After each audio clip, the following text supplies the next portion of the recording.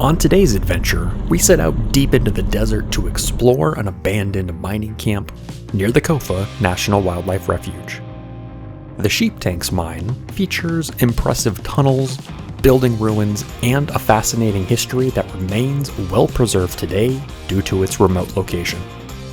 We set out on this overnight adventure which features rugged volcanic landscapes and scenic desert trails in order to document and explore this hidden gem from the past and tell its story. Hello everybody and welcome to Hoveder Road in western Arizona. Today we are setting out on a mini group run to explore a mine far off the beaten path. I am joined today by my fiancée Meghan and two other new friends who will be joining us on the trek out and camping with us later this evening. First up is Stan, who I met through his YouTube channel, Hidden Arizona. He'll be driving his Grand Cherokee, the WJ that is the next generation newer than my Jeep. Also joining us is Bob, Stan's friend, with his Toyota Land Cruiser. We've got a nice variety of vehicles, each outfitted and equipped for our different needs, but all perfectly capable of conquering some four-wheel drive trails today. After airing down our tires and getting our radios synced up with each other, we were soon off on the road. Hoveder Road leaves I-10 and heads south into the desert past some radio towers. This is a road I've been on many times as part of my Arizona Peace Trail overland adventure and a few other day trips out to the abandoned Hoveder homestead at the end of the trail. The mine we'd be exploring would be reached via a turnoff along this same route. The surface of the road remains well graded and smooth for many miles as it snakes through the desert into the Ronagras Plain.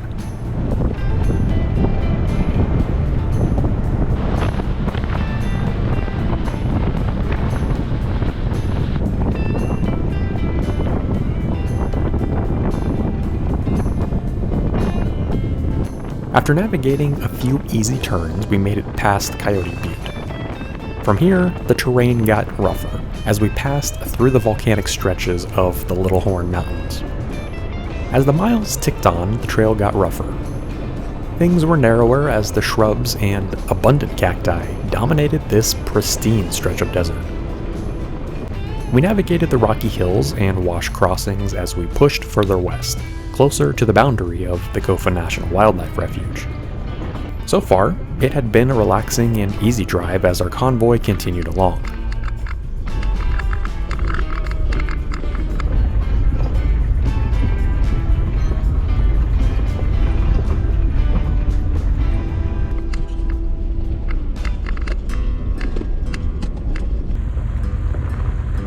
"23 miles from I-10 and just a few miles before the end of the road, we split off onto a lesser traveled track that went north.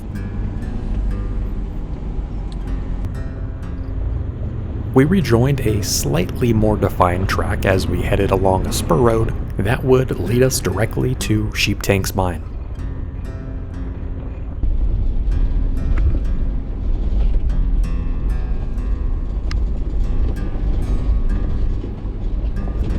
Here, things were slow and go as the trail was narrow, very rocky, and overgrown.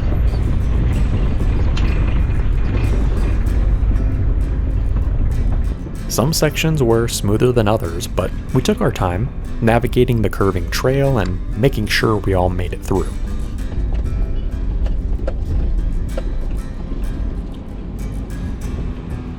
Several washouts and tight sections meant that there was some Arizona pinstriping and scrapes in a few areas.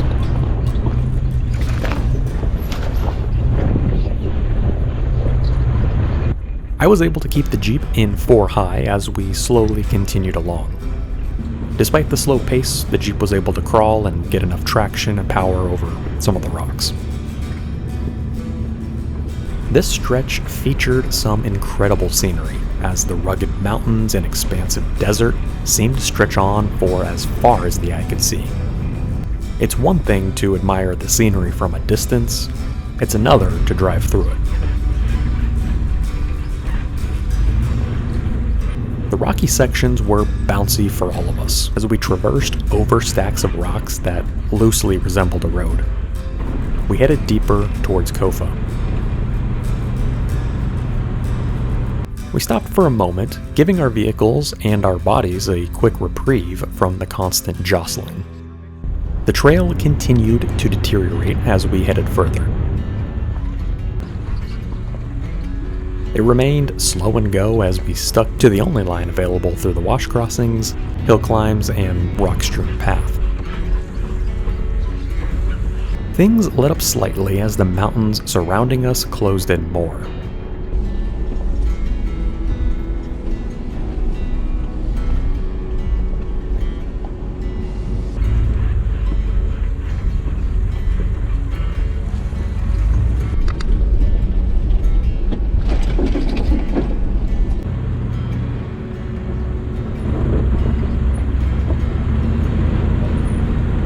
We began the final climb towards the end of the road.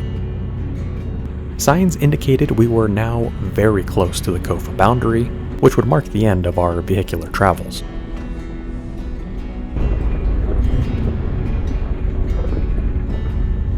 Just around the corner, we came to a locked gate on a narrow trail, which admittedly was a pretty poor and unsafe turnaround location.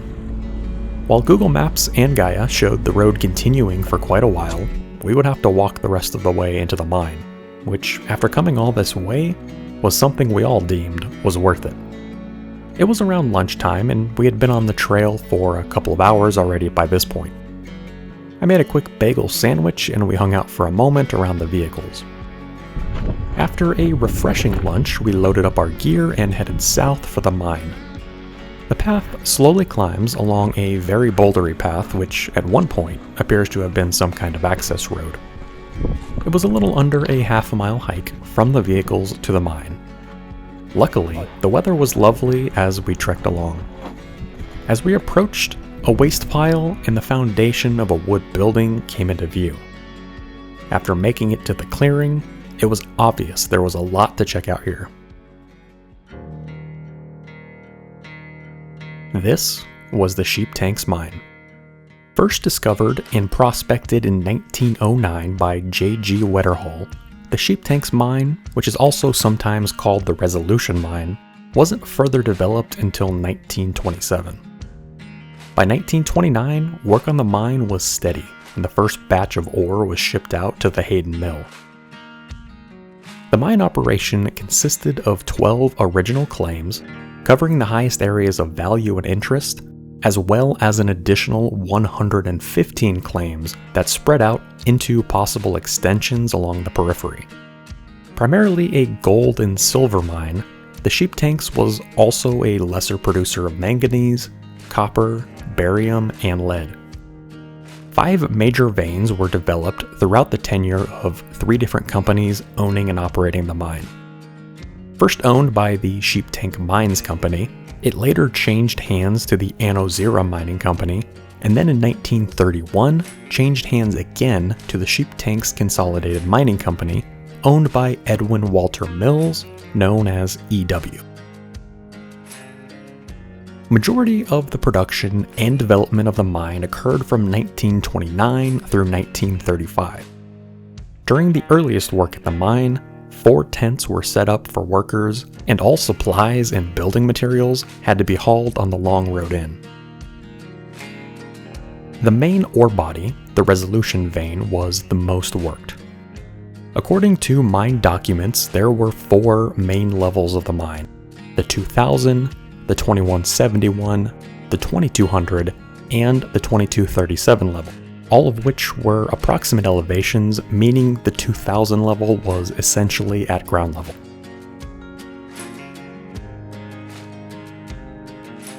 This 1,300-foot-long tunnel connected to the upper levels of the mines via a series of stopes and raises, which were dug out as they chased the ore body into the mountain and connected the multiple levels upwards, which were part of the rich Resolution vein.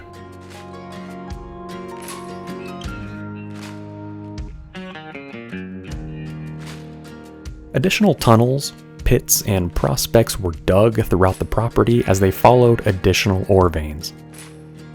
The messy geology of the area, which consists of tilted volcanic rocks and a series of intrusions and faulting, meant following the valuable metals was tricky to say the least. An overlay of the historic mining maps over modern-day topography show how the tunnels were laid out, but keep in mind this view does not show 3 dimensions and the different vertical relief of the different levels of the mine.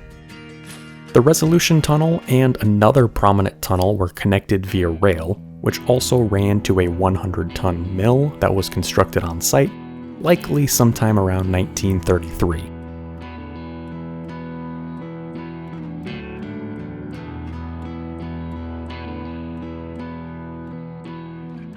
After only operating for a few days, the milling setup was quickly changed to a more efficient cyanide mill.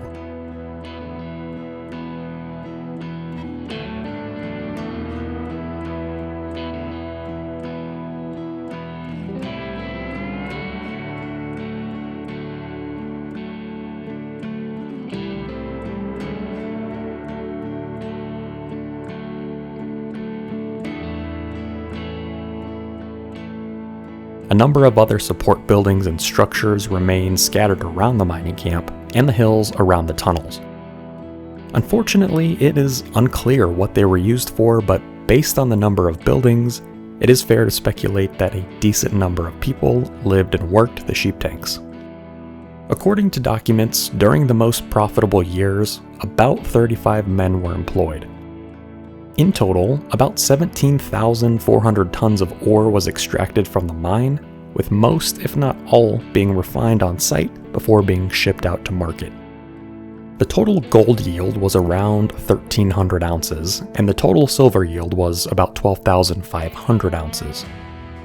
The last big shipment of ore out of the mine seemed to occur in about 1934, after about 7 months of successful mill operation. In 1935, after losing $450,000, active operations were stopped and the property went into voluntary liquidation. Much of the mining and milling equipment were sold by the company, but E.W. Mills personally purchased the claims in an effort to keep the dream alive. Sheep tanks was intermittently worked and prospected until about 1942. Mills was able to ship out small batches of ore in 1939 and again in 1940, with little production after that.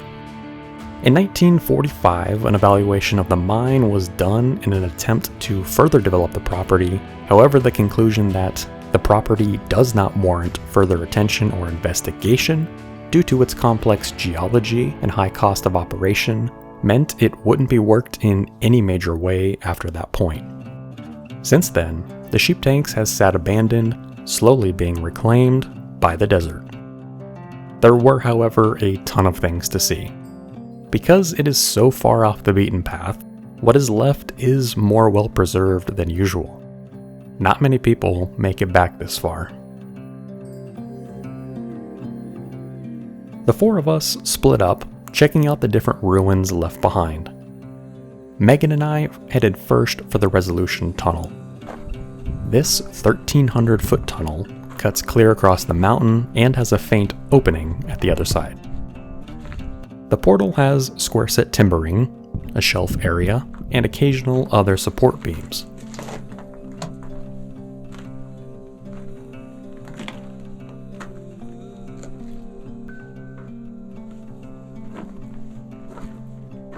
The light at the end of the tunnel was a deceptively long distance away. This tunnel was impressively long. Unfortunately, we forgot flashlights, so we were reduced to using our phone lights, which could only do so much, as it quickly got very dark.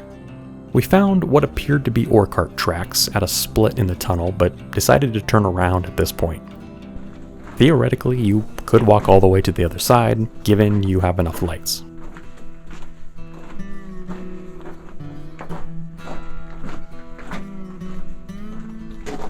Next to the portal is a wooden table, which appears to have turned into an impromptu museum of sorts. Some things that people have found are stacked on the table, left for others to see, which was really neat. A stack of angle iron and other metal beams was also stacked in a clearing nearby. This appears to be much more modern, and was perhaps brought here with the intention of closing off the shafts and adits at one point, but that hasn't happened yet and doesn't appear to be in the works anytime soon. There are a number of road cuts and paths that traverse the entire mining camp, connecting different access points to the mine.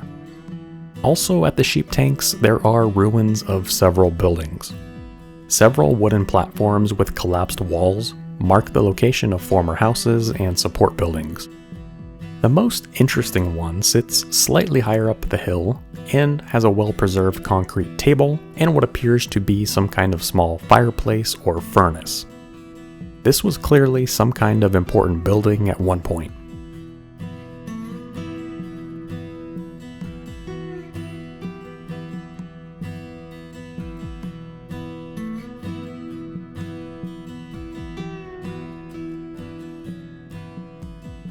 On the east side of the camp sits what remains of the mill site. Marked with many concrete foundations, this is where the ore would have been processed on site. The slag pile and waste dumps in the area are further evidence of the milling that took place here. There is a large pile of bricks, most of them well preserved.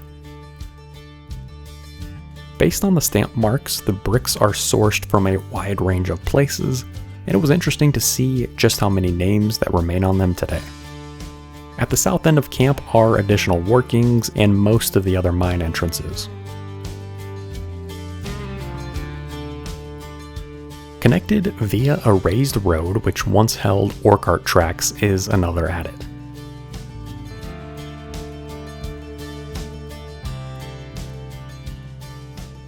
This one was more overgrown but featured additional timbering inside.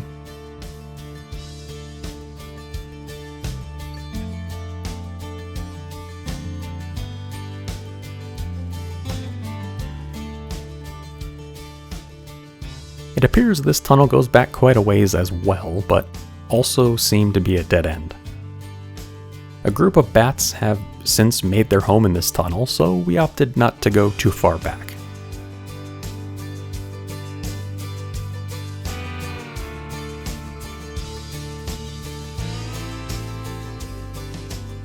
We spent over an hour walking around the ruins of sheep tanks. The rugged terrain and lack of easy access made this one of the more isolated and well-preserved mines I've seen. It was fascinating to explore it and tell its history. After getting safely turned around, our convoy started heading back towards Hoveder Road. It was slow and go for much of the drive, navigating the very rocky trail and washouts along the way. Driving through the rough countryside, it's always incredible to think about the dedication and determination of the people that lived in and worked these mines. Having capable vehicles makes short work of getting to these places nowadays, but that was certainly not the case 90 years ago.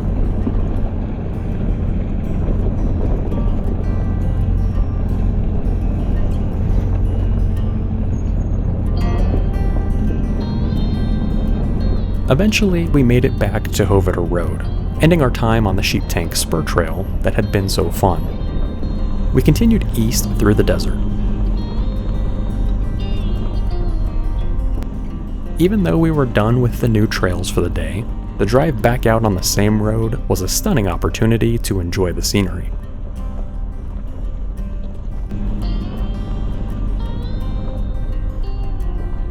The volcanic mountains dominated the landscape, and the seemingly insignificant trail meandered through them, slowly curving and climbing along. Having extra vehicles along certainly brought some peace of mind, and being able to share this sense of adventure with like-minded friends made it all the more enjoyable. The desert was green, and the trails slowly got smoother as we made our way back north. While we didn't have a planned camping area, fortunately I knew of a couple spots.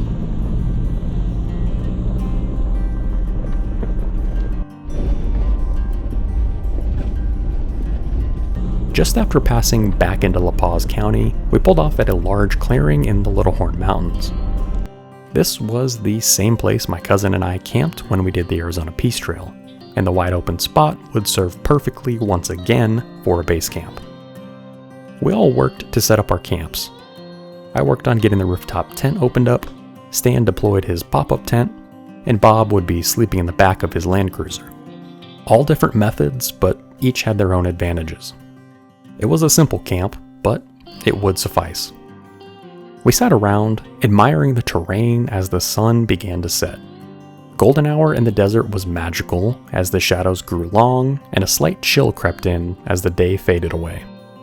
We sat around, chatting about the day and a myriad of other things. We speculated about the history of the Sheep Tank's mine and the people who worked it. Before it got fully dark, we all made dinner. Meghan and I whipped up some chicken fried rice, and the other guys made their own dinner too. We reconvened to eat and continue our conversation about adventures, life, and whatever else came up. It was a fantastic evening and a wonderful way to wrap up a great day. Later in the evening, we headed to bed, which was well earned after all the jostling, hiking, and exploring. We had a relaxing morning around camp before getting coffee and breakfast going. The night had been cool, but not too bad. Everyone managed to have a decent night of sleep. After packing up camp, we returned to the easy dirt road. It was a short and uneventful drive back by Coyote Butte and across the Ronagros Plain. We made a very quick detour to the old Siloam Emergency Airfield nearby to check things out, and soon found ourselves back to I-10 where we aired up. We hopped back on the highway and parted ways, wrapping up a fantastic adventure to an interesting old mine. The Sheep Tank's mine was certainly a hidden gem. Getting to it was an adventure in and of itself, and being able to see and document the history of the operation made it that much better. Each abandoned mine and mining camp that I visit is a little bit different.